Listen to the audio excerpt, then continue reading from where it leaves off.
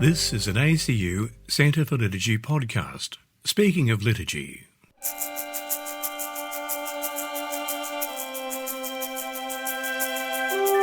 In the decades following the Second Vatican Council, there has been an abundance of music available, increasingly aided by the ease of self-publishing. Speaking of liturgy, Paul Inwood, internationally known Roman Catholic liturgist, composer, organist, choir director, author and speaker, reflects on areas of growth and challenge since the Council, and poses some important underlying questions about music in the liturgy. It's difficult now to imagine how things were over 6 decades ago. Back then, most Catholics never sang at Mass at all. What music there was performed by the choir and to some extent by the clergy. The music itself was limited to certain well-defined styles, and the texts of what was sung were exclusively in Latin. Only at services such as benediction would Catholics in the pews get to sing, and their repertoire was mostly confined to hymn versions of the O Salutaris and Tantum Ergo. They would also encounter devotional vernacular hymns to Our Lady, the Blessed Sacrament, the Sacred Heart, and so on, at non-Eucharistic services and especially in schools.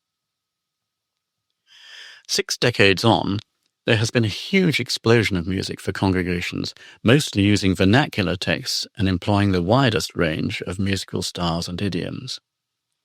Publications and sound recordings have multiplied, increasingly aided by the ability to self-publish and the wide-reaching potential of the Internet.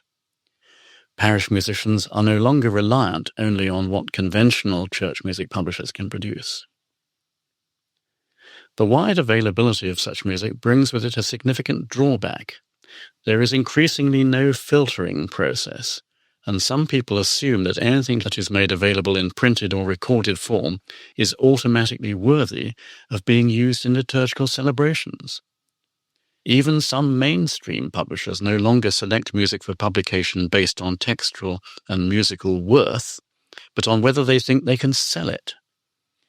In my opinion, standards of what appears in print have declined noticeably, and the requirement for church musicians and composers to be theologically educated has largely vanished.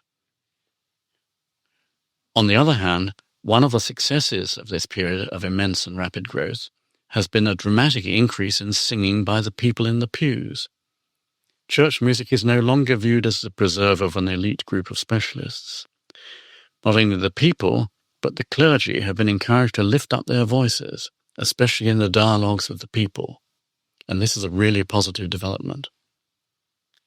But the expansion of musical contributions in the liturgy has brought with it some less desirable consequences.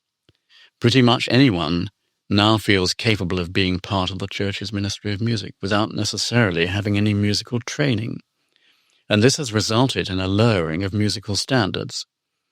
Whereas formerly musicians in church, like everywhere else, had to have some knowledge of harmony and the rules of making music, today a large cohort of volunteer self-taught musicians are blithely ignoring all that, even going as far as to say that keeping the former rules is only for old fuddy-duddies, not modern people. Another sad effect of the focus on congregational music is that some former competent church choirs were sidelined. Once this happens to a group, it is incredibly difficult to rebuild it.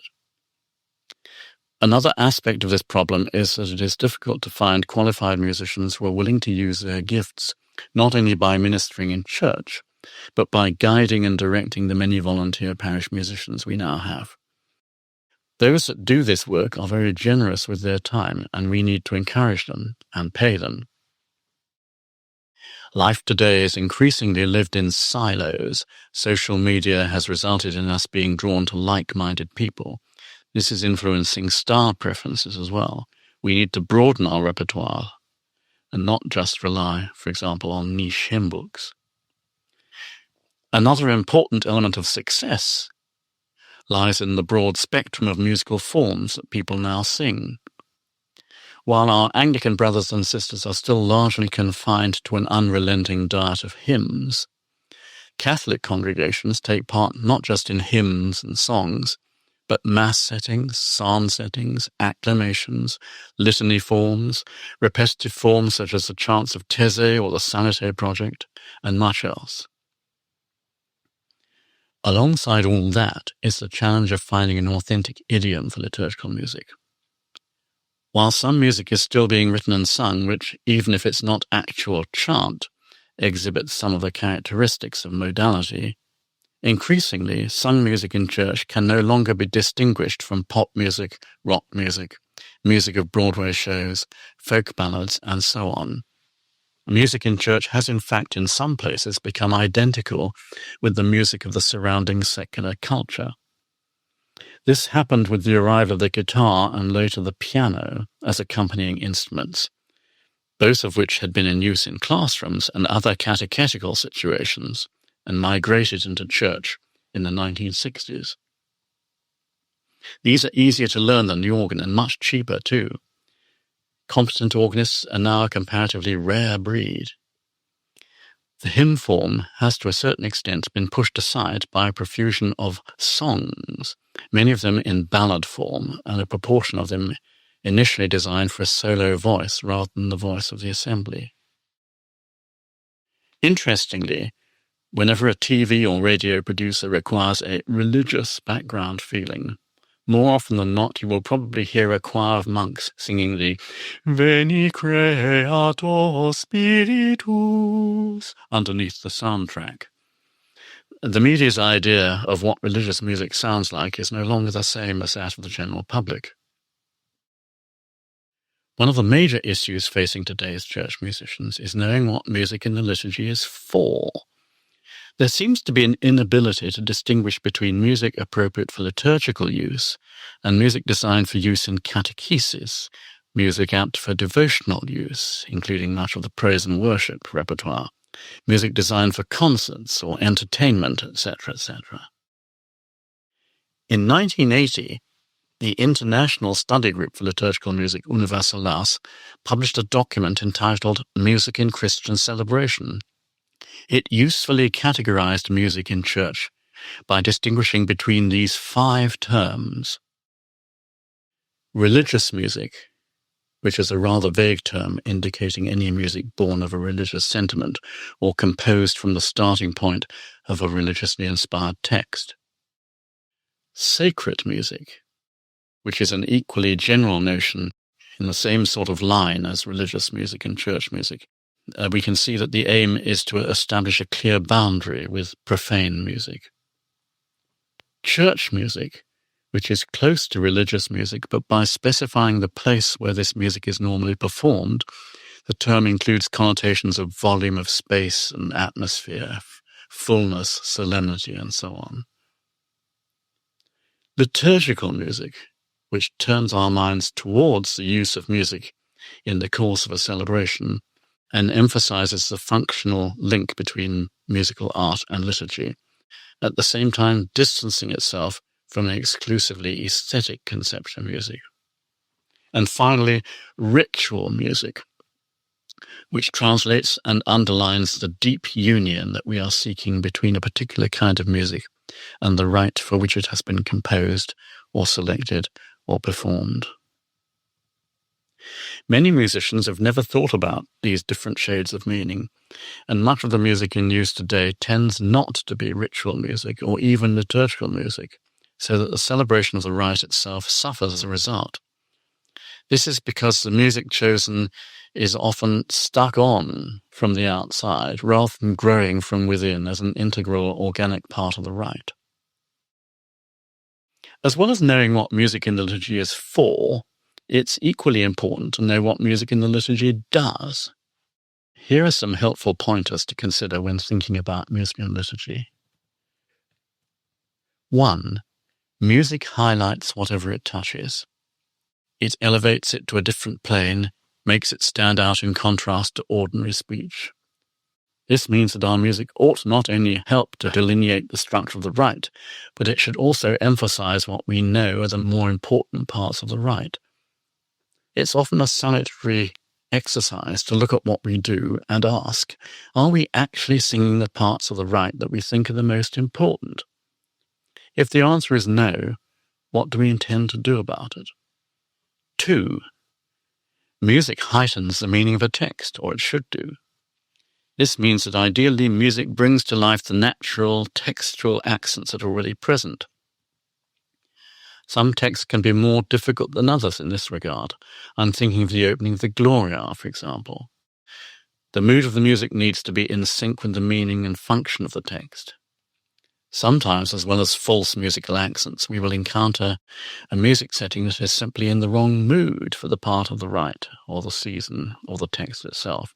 For example, a setting of the penitential act that actually sounds rather jolly. Such a mismatch can pass unnoticed if we are enjoying the music itself too much. 3. Music slows us down. Singing a text takes longer than simply saying it. This is true even of the shortest of responses, and in the case of longer texts, the increase is proportionately greater. Taking more time gives us an opportunity to take in and absorb the meaning of a text more efficiently and more deeply. In a society where everything and everyone seems to be in a hurry, taking time, even a few extra seconds, can add much value to what we do. 4. Music creates community. When everyone is joining in the performance of the music strongly, they can be transformed. The very fact of doing something in unison draws people closer together. In this way, music helps to create the very tangible presence of the people of God as a single body united in worship. Music can, of course, divide as well as unite. Usually this will be because of a poor choice of style or idiom that, while it appeals to some, may alienate others. As music ministers, we have the delicate task of providing music that will speak to the whole community and isn't just a reflection of our own personal tastes. The way in which music is played and sung can also make a huge difference to how comfortable the assembly is. 5. Music has a spiritual role. To put it simply, music can be a means that God uses to sanctify people. The documents talk about raising hearts and minds to God, adding solemnity, etc. But music in the liturgy does not just make people feel good, it helps them to pray. It opens us up to the presence of God in our lives. It's obviously an aid to devotional exercises, but we can see that music can also have a therapeutic function. For example, when people are grieving, if people feel that they are really enfolded in the music has fulfilled its purpose. Related to this, music transforms, inspires, and enthuses.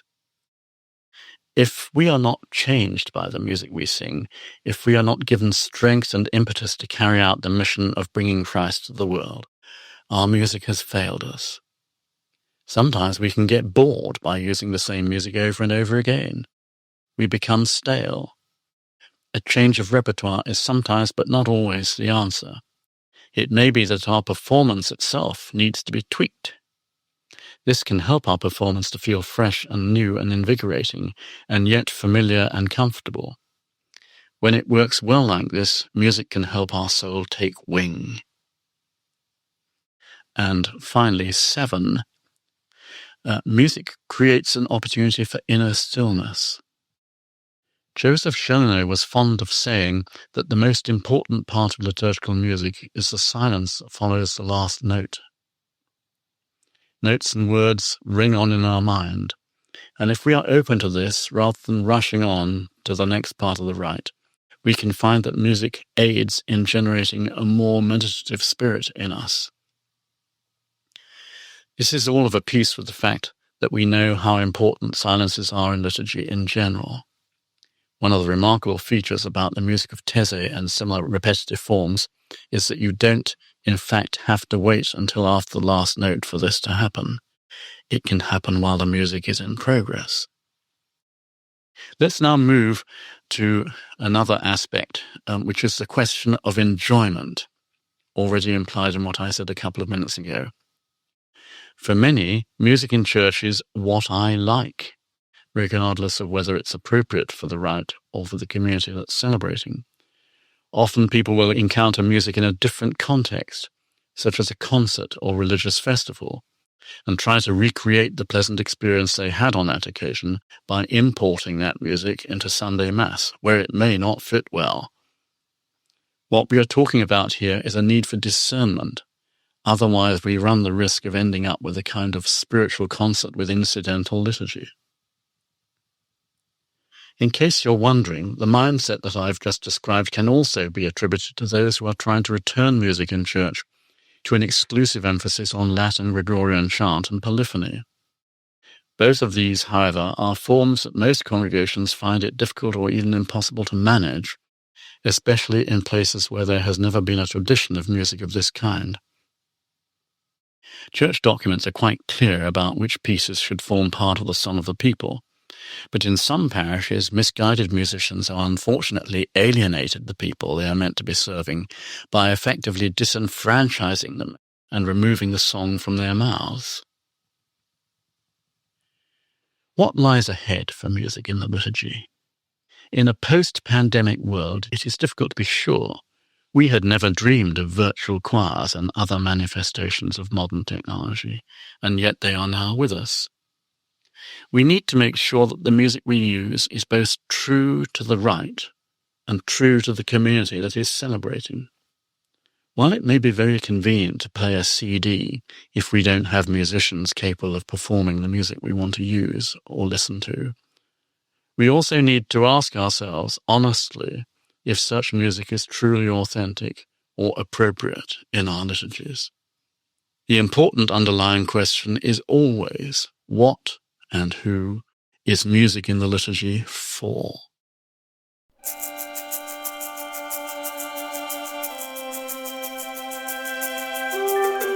That was Paul Inwood discussing music in the liturgy, reflecting on areas of growth and challenge since the promulgation of Sacrosanctum Concilium, the Second Vatican Council's teaching on the liturgy.